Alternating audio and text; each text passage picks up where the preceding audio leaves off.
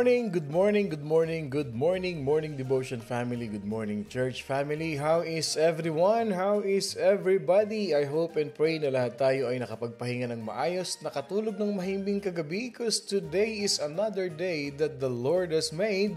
We will rejoice and be glad in it. Magandang umaga po sa inyong lahat. Ako po si Pastor Bong. Bumabati ng isang mapagpalang happy hump day sa ating lahat. It's already Wednesday mga kapatid. Ang bilis po ng araw. Hindi natin namamalayan ay magwi-weekend na naman. At syempre pagdating ng Friday, huwag niyong kakalimutan ang ating West Covina Bible Study 6 p.m. to 7 p.m. 1551 B East Emma Road, West Covina, California 91792. Every Friday po yan mga kapatid, wag po natin kakalimutan. Isang oras lamang po yan. And next Friday po mga kapatid, ito pong Friday na ito, no? Itong Friday na darating natin na ito ay isang oras ng ating Bible study ay pagdating po ng December. I'm not sure what particular date pero I think 2 Friday lang tayo magba-Bible study sa December. Because it's the Christmas holiday season is coming, magpo-postpone na po tayo ng ating mga Bible studies at gawain natin to give way for the preparation of this coming holiday. Ano po, no? I-announce ko po yan dito. So, but this Friday, meron po tayong Bible study. But pagdating po ng December, magbabawas na po muna tayo pansamantala at magre-resume po tayo ay 2024 January na. Okay? So, para po makapag-prepare kayo ng maayos, I know na yung tinatawag nating Christmas rush ay talaga naman pong nararamdaman na nating lahat. Ayan. So, sa darating pong linggo, meron po tayong worship service. 10:00 po ng umaga yung ating church sa Carson. At pagdating ng hapon naman mga kapatid, ay yung pong ating worship service sa West Covina. 10 a.m. po yung ating church sa Carson. At pagdating naman po ng 3:00 ng hapon ay yung ating church sa West Covina. B29 po ang ating building dyan. Ayan.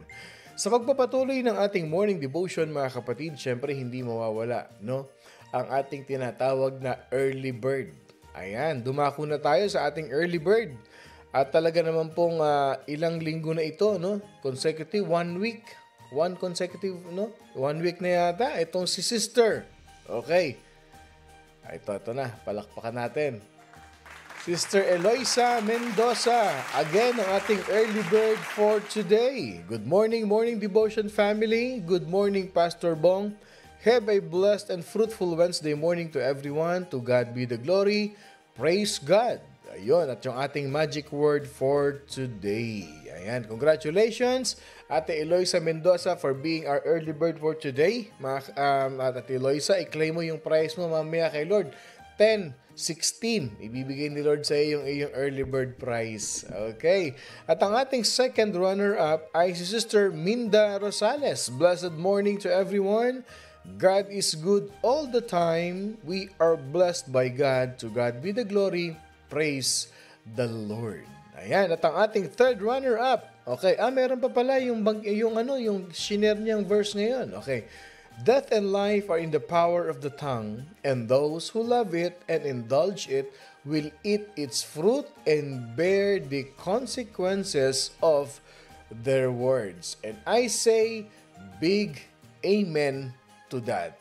Ayan. Okay, I believe there is one Sunday that I preach about this, no? Yang the power of your words, mga kapatid, ano? And that was a very powerful message that God has given us. Okay, and our third runner-up, okay, ay si Sister.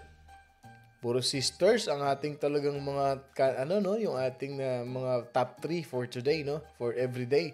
Si Sister Eileen Williams, ito ang sabi niya, neither death nor life, nor angels, nor principalities, nor powers, nor things present, nor things to come, nor height, nor depth, nor any other creature shall be able to separate us from the love of God, which is in Christ Jesus our Lord. Ayan, from the book of Romans, chapter 8, 38 to 39. Okay, congratulations sa inyong tatlo. Ating top 3 for today, Sister Eloisa Mendoza, Sister Minda Rosales, and Sister Eileen Williams. Okay, good morning din kay Sister Ethel Mariano. When you make God your top priority, you will enjoy a life filled with His grace and love beyond anything the world has to offer. Blessed day to all. Magandang umaga sa ating lahat. Continue to share our morning devotion. Patuloy po nating i-share itong ating morning devotion as we continue our series about breakthroughs in our finances. And I am very sure, mga kapatid, ang prayer ko ay lahat tayo ay matuto. Matuto dito sa ating series na ito.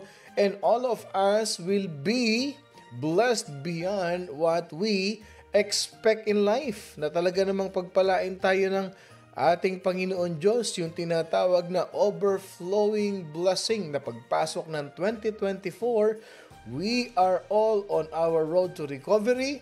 Pagpasok ng 2024, salubungin nawa tayo, sampalin nawa tayo ng pagpapala ng Panginoon Diyos sa lahat ng area ng buhay natin. Yung talagang paggising mo sa umaga, yung ngiti mo hanggang tenga. Sabihin mo, Lord, maraming salamat.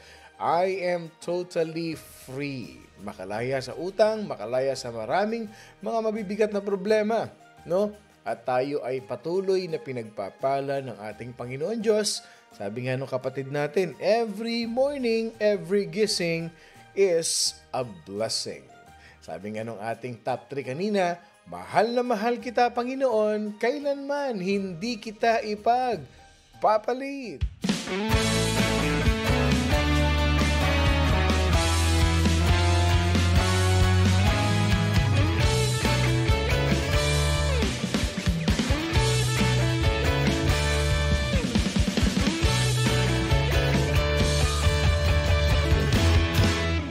Mahal na mahal kita, Panginoon.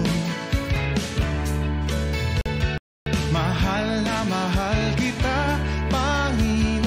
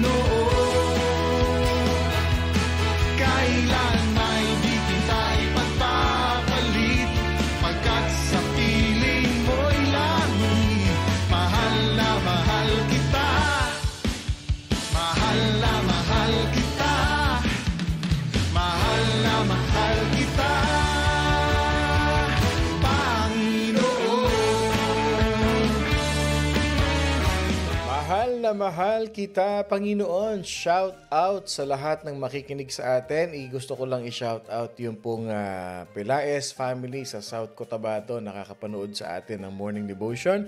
Sa Pastor P. De family ng Quezon Province, sa Batangas, mga kapatid natin dyan na naaabot ng Morning Devotion.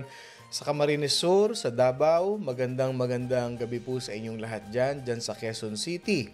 Ang, ano ba ito? Okay, Torres family dyan sa Quezon City. Ayan. Ito po yung mga nagpapadala ng message sa message request, yung mga message po na yan. Nagpapasalamat po sila at may mga nagsishare po sa kanila na nagpapabati. Shout out sa inyong lahat dyan, mga kapatid. Lalong-lalo na yung mga nakikinig sa atin dyan sa Middle East, sa Dubai, sa Abu Dhabi, sa buong UAE, sa Qatar. May mga nakikinig na sa atin ngayon sa Morning Devotion. Magandang gabi po sa inyo dyan. At nawa po ay maramdaman ninyo yung mahigpit na pagyakap ng ating Panginoon sa inyo. Bawat isa sa atin, mga kapatid. Ano? At dyan po sa mga nakikinig sa atin sa Alaska, sa Canada. Meron pa po pala sa bayan ng Mindoro. Ayan po, may mga nagme-message sa atin. Mga nakikinig sa atin sa Mindoro. Magandang gabi po sa inyo or magandang umaga kung napapakinggan po ninyo to ng umaga na. Ayan. Okay, continue to share our morning devotion. Patuloy po nating i-share, itag yung ating mga kaibigan at binabati ko po ng happy birthday ang lahat po na nagse-celebrate ang kanilang birthdays today or this week. Maligayang kaarawan po sa inyong lahat. Happy birthday! At binabati ko rin yung mga couples na nagse-celebrate ng kanilang wedding anniversary. Ayan! Mga po ay makapag-celebrate pa kayo ng inyong birthday, mga 120 years pa. At yung mga couples dyan, ang inyong pagsasama ay tumagal pa ng mga 130 years. I'm sure, mga kapatid, solid na yan. Kotang-kota na kayo dyan. Continue to share our morning devotion as we come to worship our living God because of our message na napakaganda po that really teaches us to be a good steward of the blessings of the Lord and for us to experience the breakthrough of our finances. Napakaganda po nitong aralin na ito, kaya wag po nating palampasin. Continue to share at itag po natin ang ating mga kaibigan, i-post natin sa wall natin itong series nating ito, Breakthrough in Finances. As we come to worship the Lord, let us all prepare our hearts, ourselves, our minds, mga kapatid, upang magpuri sa ating Panginoon Diyos.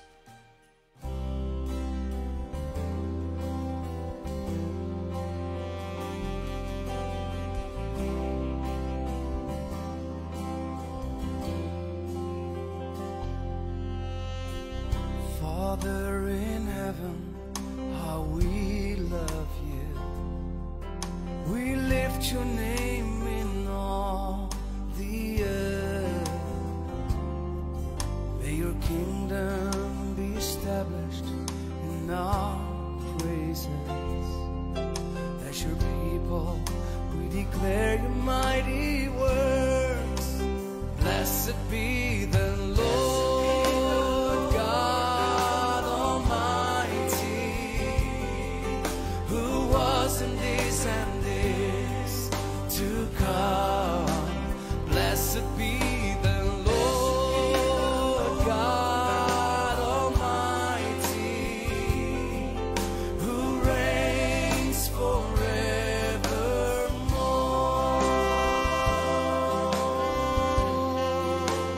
Reigns forevermore.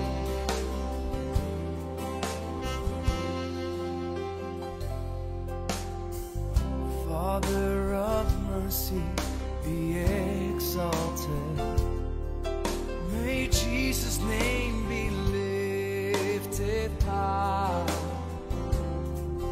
For his sacrifice of love has won my pardon, and his resurrection power gives me life. Blessed be the Lord God Almighty, who was and is to come. Blessed be the Lord God Almighty,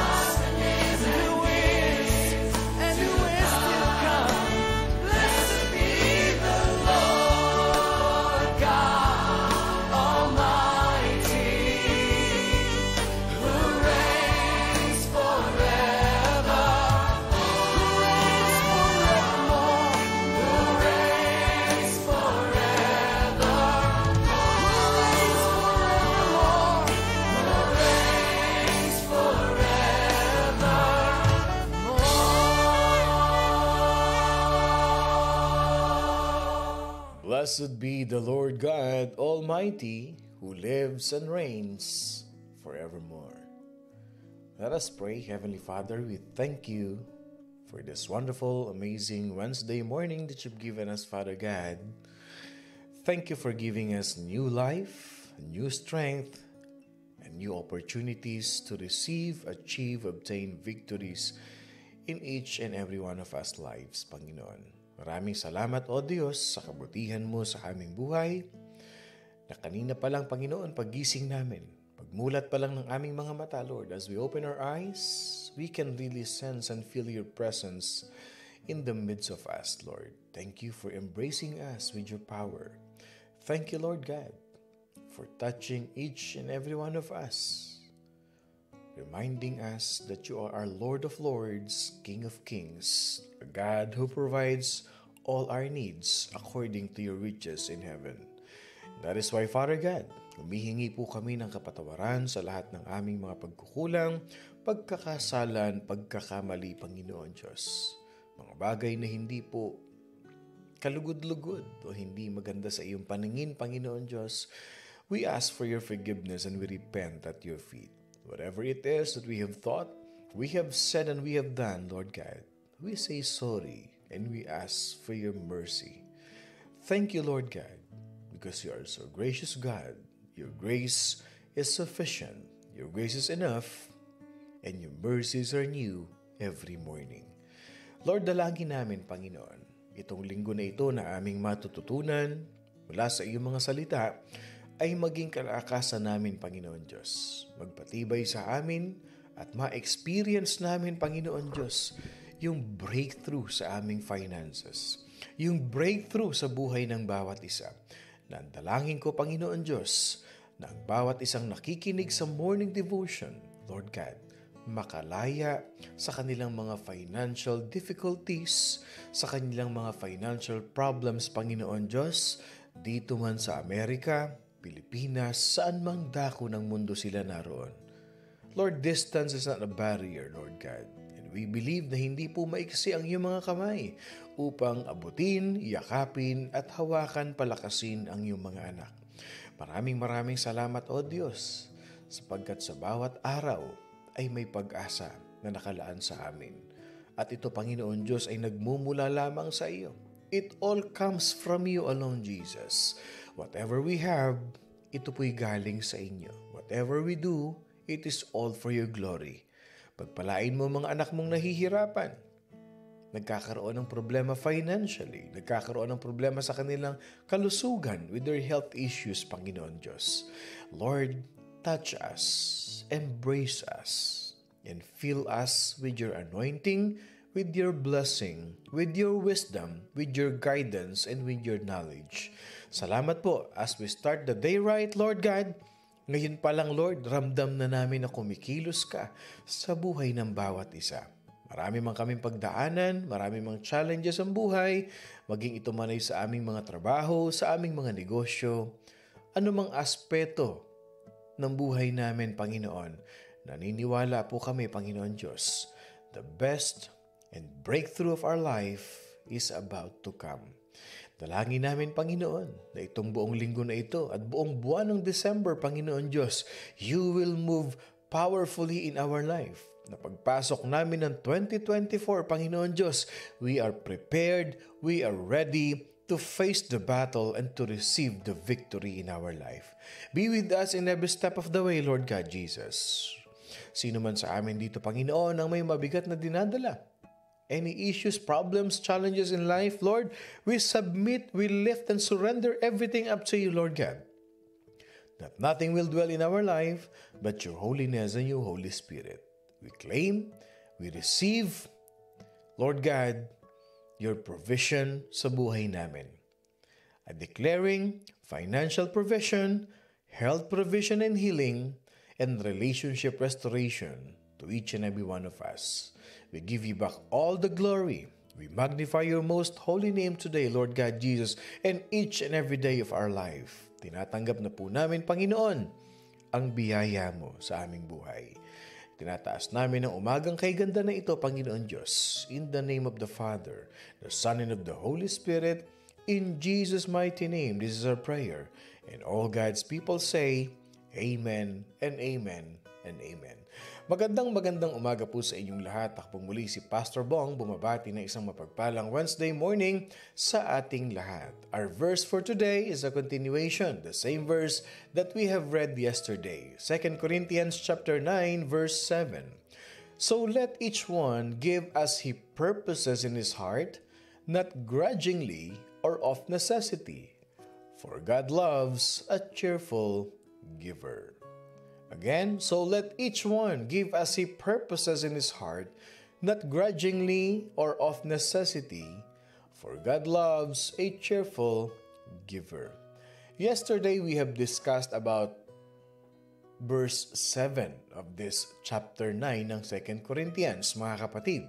Napag-aralan natin kahapon, as he purposes, you have a choice to make, to give to God.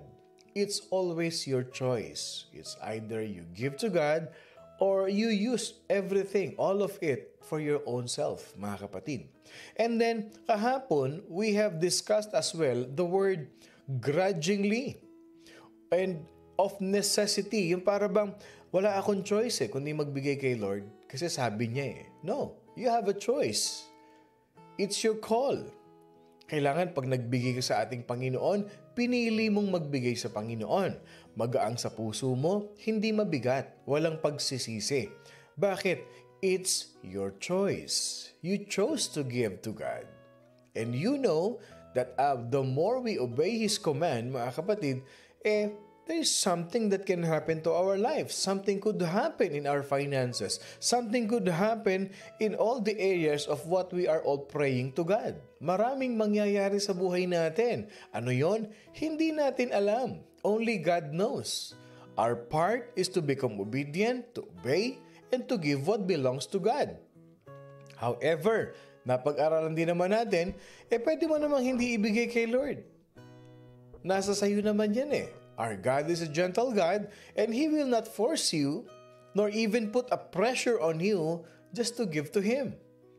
Ngayon naman, yung last phrase ng verse 7, sabi niya dito, for God loves a cheerful giver. Dito na tayo papasok ang ating lesson ngayong araw na ito. There must be cheerfulness.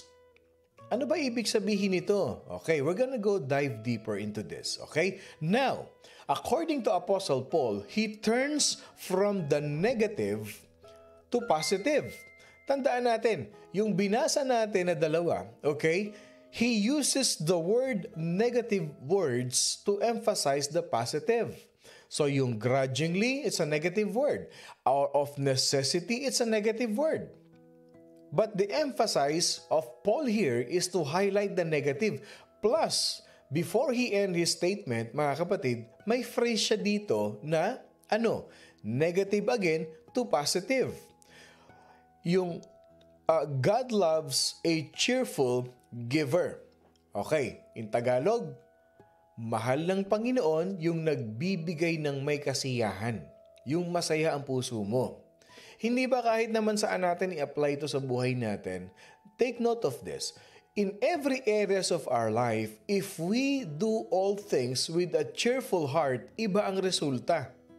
There's always a different result and people can notice what you are doing. People can see, people can feel that if you are doing such thing with a cheerful heart, it reflects or it even expressing a good vibes. Example, kumakain ka sa restaurant. Di ba there's a difference pagka yung nagsiserve sa'yo is masaya? He's doing his job with a cheerful heart. Yung bang paglapit pa lang sa'yo, ang ganda na ng aura niya, nakasmile na siya. Good morning, sir. Good afternoon, sir. How can I help you? What do you want to order? Ito yung mga traits na simple lang So, kung ikaw, gutom ka, mainit ang ulo mo, sasalubungin ka rin ng nakasimangot na waiter, yes, we are still human, yes, we are Christians, but somehow it affects us. Nararamdaman natin yun na parang galit yata yung waiter na yan. O, ito naman, ano nagiging resulta? Okay, doon muna tayo sa food. business. Hindi ba't pag ang nagse-serve sa'yo is with a cheerful heart, with a cheerful smile, masaya, maganda yung vibes nung nagse-serve sa'yo, anong resulta nito sa'yo? Hindi ba napipilitan ka o natutuwa ka sa kanya na imbis na $5, $10 ang ibibigay mong tip, anong sasabihin mo? Dagdagan natin, mabait naman. Ilan sa atin yung dito yung ganyan, yung pagkumain, na pagka natuwa ka doon sa nagsiserve sa'yo, yung bang, dagdagan natin. Minsan may extra pa, may extra cash pa bukod doon sa extra na dinadagdag sa mga receipt natin sa restaurant. Hindi ba totoo yun? Why? Because a cheerful heart produces what? Positive ambience. Same thing with God. Pag masaya ang puso natin na nagbibigay tayo sa Panginoon, hindi ba't natutuwa ang Diyos niyan? Kasi nakikita yung willingness natin, nararamdaman yung ano natin, yung puso natin. Okay, on the contrary, let's say ganito, kahit sabihin mong galing ka sa church, nagsimba kayo, pumunta kayo sa restaurant, pumasok kayo, ang aga-aga, magla-lunch pa lang kayo, let's say brunch. Okay, kasi natapos yung service ni Pastor Bong, ganito, and then here you go, papasok yung lalapit sa inyo yung waiter na parang pinaglihi sa suka na nakasimangot, tapos hindi mo makausap ng maayos, na parang bagang bigat na bigat sa trabaho niya. It seems like this world is falling apart. Okay, nandun na tayo. We can understand them, baka pagod lang, baka may pinagdadaanan lang, but somehow, it affects, mga kapatid, na imbis na bigyan mo ng maganda-gandang tip, okay na yan. Tama? We're still human. And let's face it, yan ang katotohanan. Yan ang katotohanan. Dahil even kami mga pastor, nararamdaman namin, pero iba yung approach eh. So, ibig sabihin, you reach out to them. O kapatid, mukhang ganyan, ano? And then, you go on sharing the gospel. Alam mo, mahal ka ni Lord. Magpasalamat pa rin tayo. So, ibig sabihin, ganito yan. While our giving is not to be done out of a feeling of compulsion or with the spirit of sadness, mga kapatid, sabi ni Paul, God loves a cheerful giver.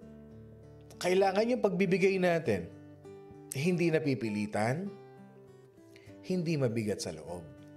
Tandaan natin mga kapatid, magla-lunch sa Dennis at may discount ang AARP. Idadagdag na sa tip and discount. O, tita ninyo, di ba? Okay, going back, mga kapatid. So, ibig sabihin, not out of compulsion or with the spirit of sadness, because I'll tell you this, God is omniscient. He knows everything. Wala tayong maitatago sa Panginoon. So, itong word na cheerful dito, the word cheerful, it comes from the same Greek word that gives us our English. Alam niyo yung word na hilarious?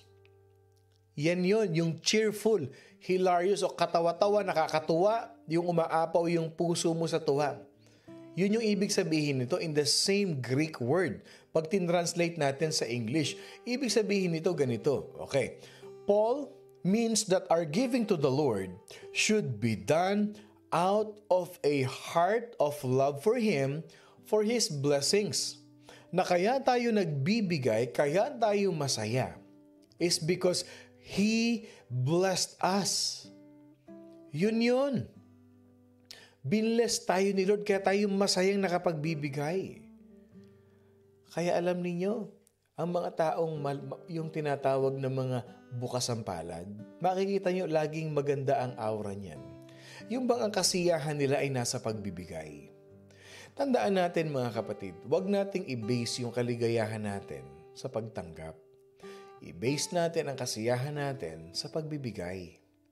Yeah, hindi lang ito sa church, not only in the church, but in our personal life. Alam niyo kung anong pagkakaiba niyan? Ganito yan. Okay, if you base your happiness, okay, based on what you receive, eventually, you will be disappointed. Eventually, you will be sad. You will be discouraged. Alam mo kung bakit? Kasi yung matatanggap mo, unpredictable yan eh. Okay? Even to people. Lalo na ngayon, makinig kayo.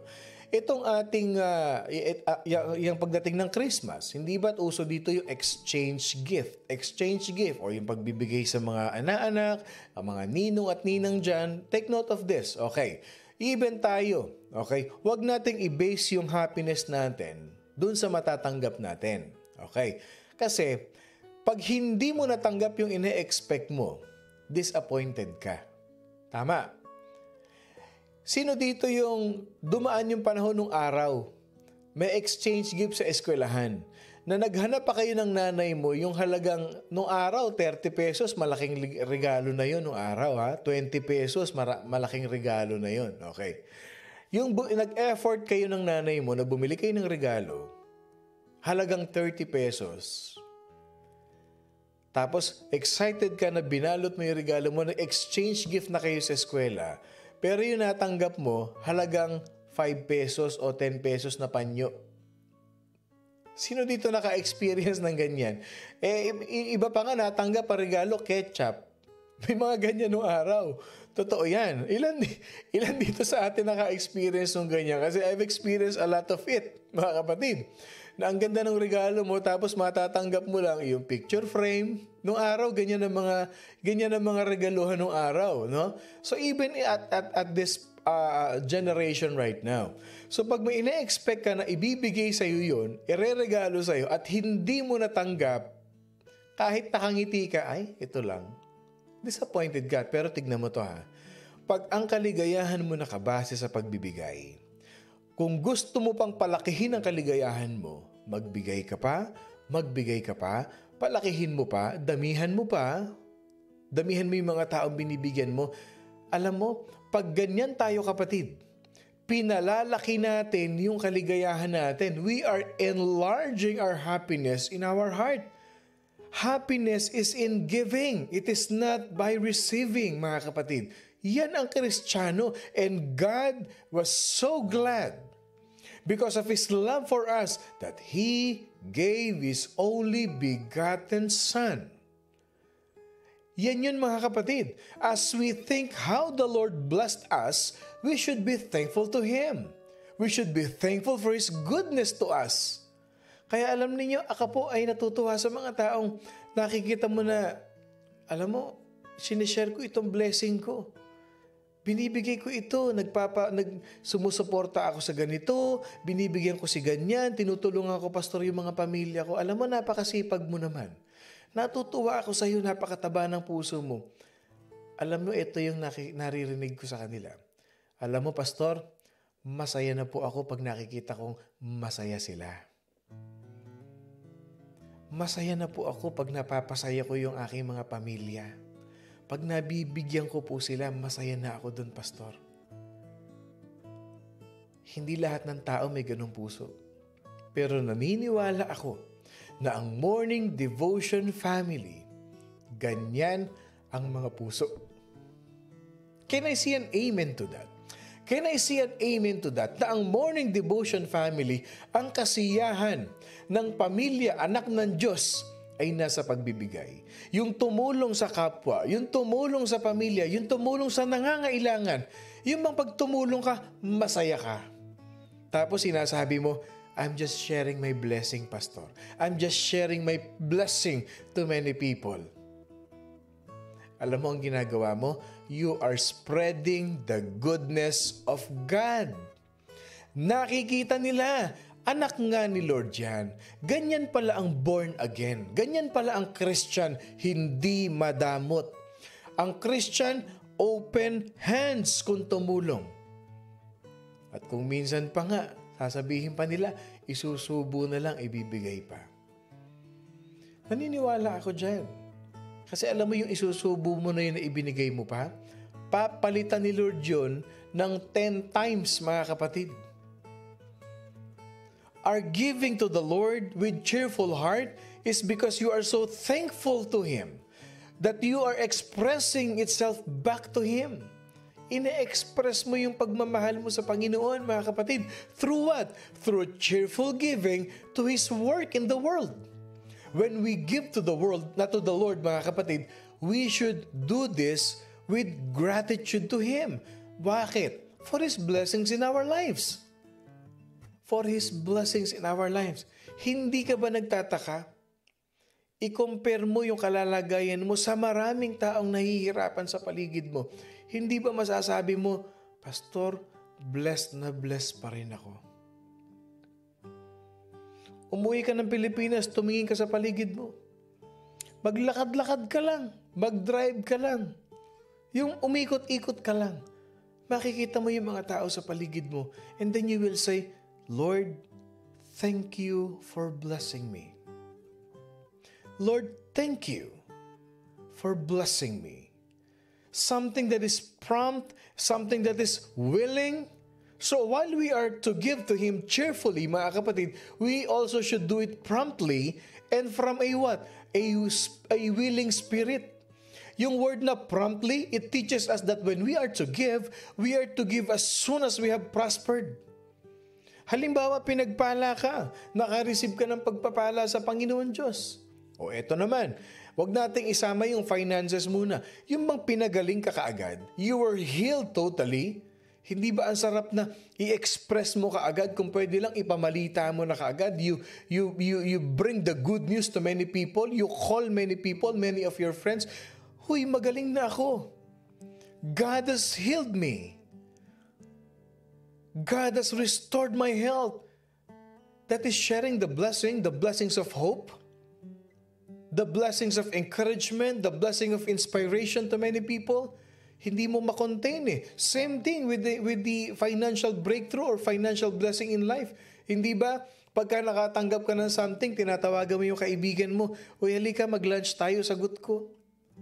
O halika mag-dinner tayo, sagot ko.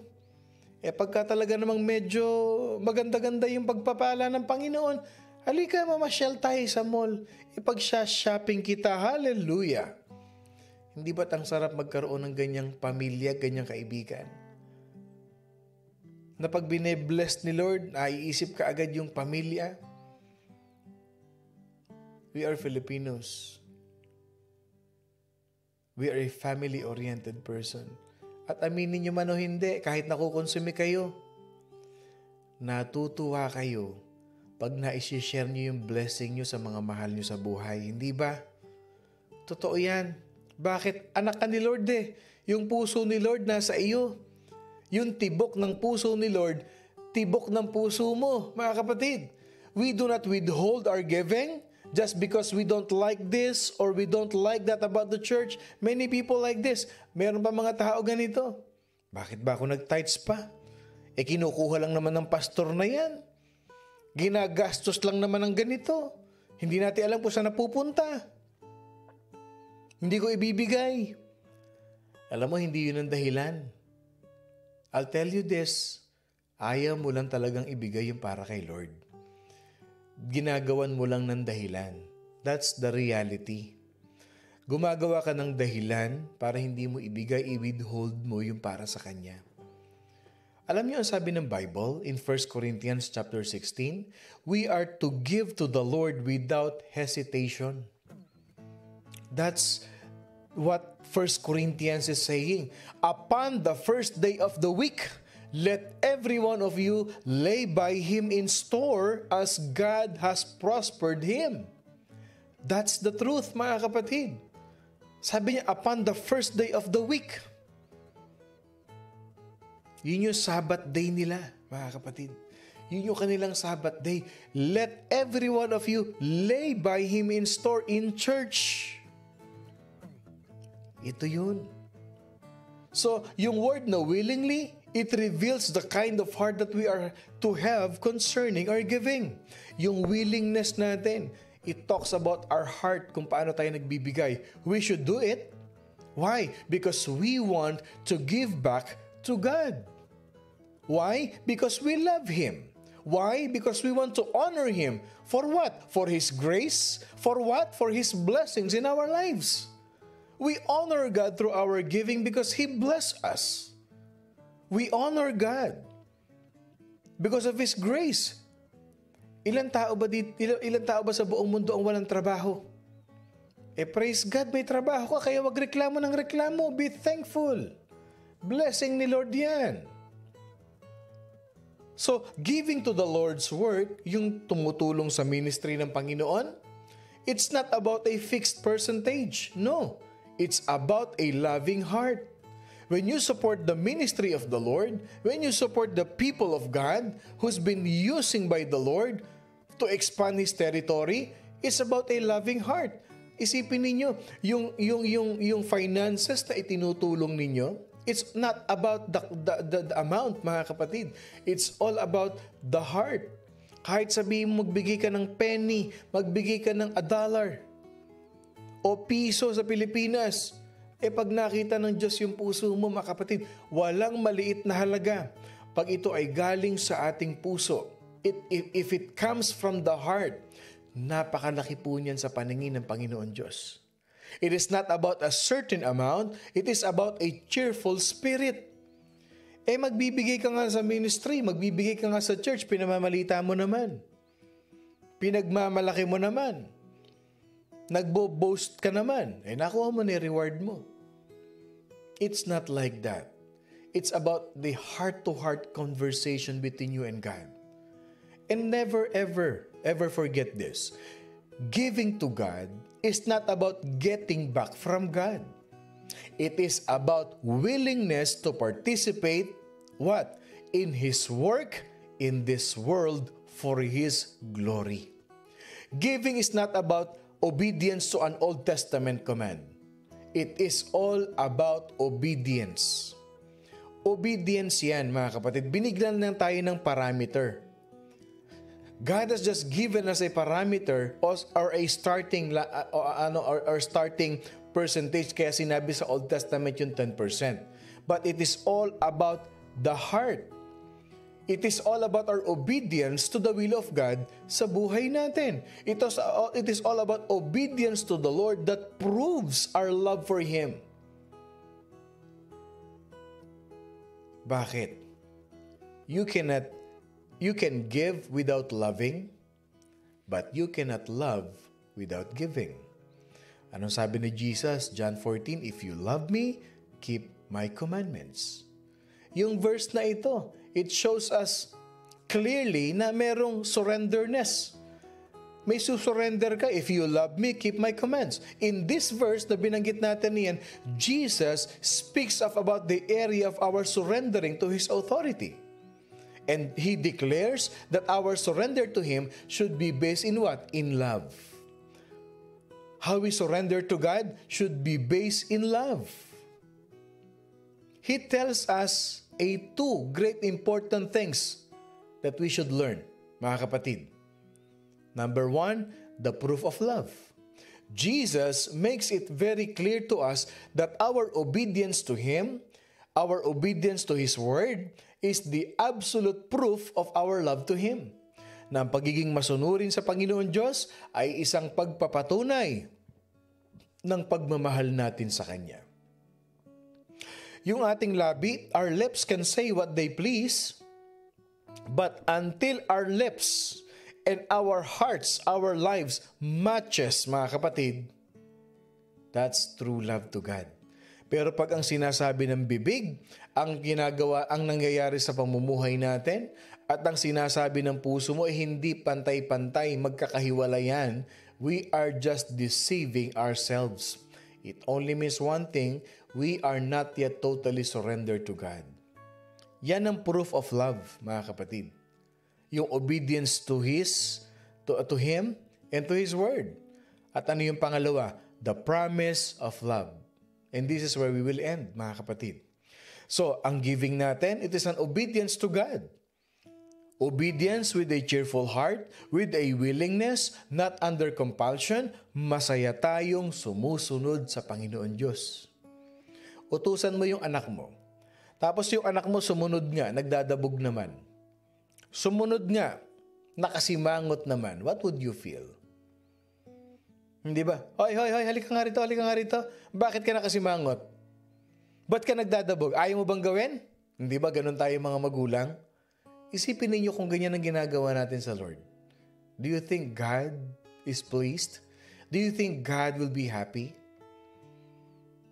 Nandyan nga tayo sa church, nasa ministry nga tayo, nagbibigay nga tayo sa gawain ng Panginoon. Pero ano naman, nagbigay nga ako sa ganyan, nagbigay nga ako sa ganito. Nawalan ako ng ganyan, hindi ko nabili yung gusto ko. Nasira yung, alam mo yun, ang dami mong regrets. It will not be honored by God. Okay, yung last natin ngayon, number, yung proof of love. Pangalawa, yung the promise of love. Ito yan. The promise to those who are obedient to the Lord Jesus Christ, obedient to His will, for their lives, mga kapatid, is that He, Jesus Christ, and the Father will manifest themselves to us. Pag may obedient tayo sa will ng Panginoon Diyos, pag may obedient tayo sa utos ni Lord sa buhay natin, tandaan natin, God the Father and Jesus Christ, ang ating Panginoon Diyos, the Triune God, will manifest themselves to us. Meaning, the believer who walks in obedience, a believer who surrendered out of love, who submit everything to God, will experience and receive the power of our Lord in our life.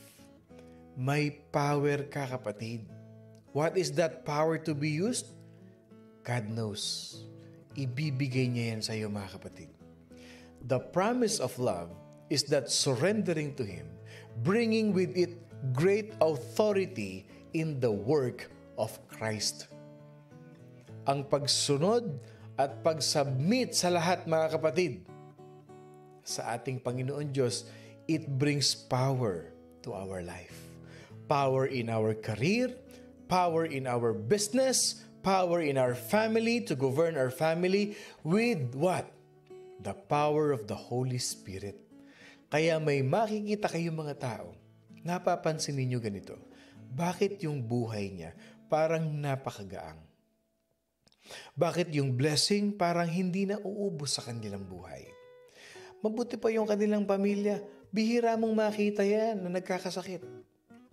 Pareho lang naman kami ng pamumuhay, pareho lang kami kinakain, pero bakit kami parang ang daming problema? Siya, makikita ko siya, pasipol-sipol sa umaga, ang saya-saya niya palagi, iba yung aura niya. Magkaedad lang naman kami, pero parang matanda ako sa kanya ng 20 years. Why? Because the power of God manifest in His life. Kaya ang kanyang puso, the way He give, the way He support the ministry, the way He support the works of the Lord, is with a cheerful heart. Pag magaang ang buhay, dahil kasama natin si Jesus, masarap mabuhay, magaang ang buhay, masagana ang buhay. Kaya pag nagbibigay, magaang din ang puso, masaya din ang puso. Bakit? It is all by the grace and the power of God that manifest in our life. Because we surrender, we submit, isinusuko natin lahat sa Kanya, wala tayong itinitira. Ang tawag dyan, obedient. Tandaan natin ang principle ng Bible, obedient first, blessings follows. It's not the other way around. I-bless mo muna ako para sumunod ako, hindi. Sabi ni Jesus Christ, believe, obey, you will see, and you will get. Ganyan ang ating Panginoon Diyos. I hope and pray, mga kapatid, na lahat ng Morning Devotion family who listen to us right now, tumaba ang puso para sa Panginoon.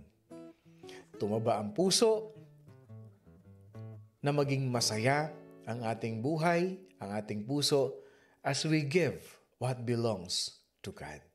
Let us pray. Heavenly Father, maraming salamat po sa umagang kay ganda at talaga naman, Panginoon Diyos, na tumataba ang puso ng bawat isa.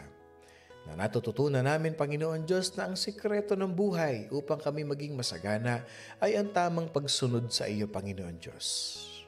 Giving with the right spirit, giving what belongs to you, and asking for power, Lord God, that only comes from you. Naniniwala kami, Panginoon Diyos, na pag kami naging masunurin, pag kami naging obedient, sa lahat ng mga inuutos pinapagawa mo sa aming buhay, Lord God, hindi mo kami pababayaan. Maraming salamat, O Diyos, sa umagang kay ganda. Patuloy mo kaming pagpalain, gabayan at ingatan, Panginoon Diyos, sa aming buhay. Lord, thank you, we honor you, we worship you, and we glorify your most holy name. Lord, we receive all the provisions that comes from you. Pagpalain mo ang buong Morning Devotion family, Panginoon Diyos.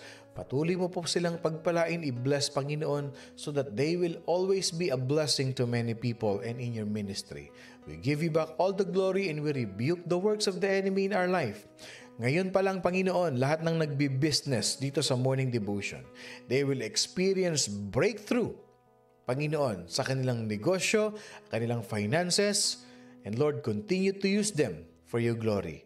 Lahat ng nagtatrabaho, i-bless mo ang kanilang mga kamay. Lahat ng nasa kanilang tahanan, pagpalain mo ang kanilang sambahayan, Panginoon Diyos. Salamat po ng marami, Panginoon Diyos. We receive